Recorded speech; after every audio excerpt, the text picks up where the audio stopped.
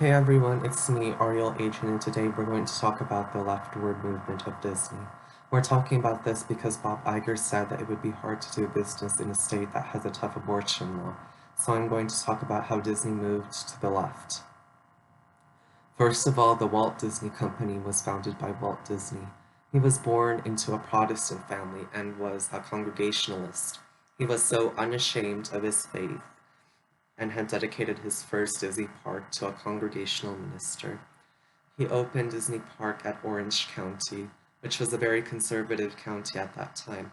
It was filled with descendants of Republican Midwestern migrants. He was a staunch Republican who supported the likes of Barry Goldwater for president and Ronald Reagan for governor. Also, he was a staunch anti-communist and was associated with Joe McCarthy. He even testified against some in Hollywood in the House Un-American Activities Committee. He promoted a lot of family-friendly films and cartoons such as Mickey Mouse, Three Little Pigs, and Snow White. He also wanted censorship in films as well and was very anti-pornography. He wanted to achieve this through Motion Picture Alliance for the Preservation of American Ideals. He was later succeeded by his brother, Roy E. Disney, who wanted to rename Disney World to Walt Disney World in honor of his brother. He was also a staunch Republican. There were several CEOs after that, but they were uneventful. The first eventful thing that was left-wing was when Disney CEO Ron W. Miller founded Touchstone Pictures in 1984 before leaving. Incoming CEO Michael Eisner took over for him after that. He came from a secular Jewish family. Not that there's anything wrong with that. You have to remember that Walt Disney Productions began to completely falter because it was oriented to children and families. They wanted to put PG films to R-rated films inside the new company. They wanted to cater to a more mature and adult audience as well.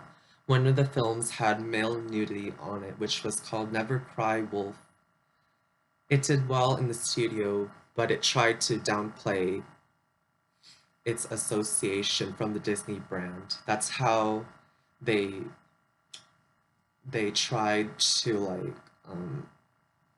move away from Walt Disney's mission of catering to family-friendly things and wholesome things as well. So Michael Eisner also endorsed Obama in 2008, and the next CEO, Bob Iger, endorsed Hillary. He also came from a secular Jewish family. He resigned from Trump's advisory council after pulling out of the Paris Climate Agreement. Bob Iger wanted to be in Trump's transition team, just so Trump would move to the left. When Robert Iger was CEO from 2005, there was since a lot of anti-Christian and anti-conservative bias in ABC and ESPN. The trouble with ESPN was that they promoted Colin Kaepernick's anthem protests. It caused a lot of ESPN's audience to stop watching and also for the NFL at large, causing ratings to plummet. They lauded him as a civil rights hero. In ESPN itself, one had to keep quiet if you were a conservative and had to put on whispers. ESPN also fired Kurt Schilling because he hated the bathroom law as well. You know, the transgender bathroom law in North Carolina. Another left-wing thing that ESPN did was that they kept Jemele Hill despite of her anti-Trump rhetoric, despite firing Kurt Schilling. So about the abortion bill in Georgia, Bob Iger had expressed that he would want to pull out of Georgia because of the abortion bill. I'm like, aren't you supposed to be for kids and promote family-friendly values? I don't know why they would promote this for children, like abortion on demand, so that people can have sex when they want and be free of parenting is not for kids, not good for kids as well. Disney is like supposed to be for kids, but yet the company wants to kill children. It's weird. I think it's weird that Disney doesn't want to film in Georgia, but it has theme parks in China and wants to film there, despite human rights violations.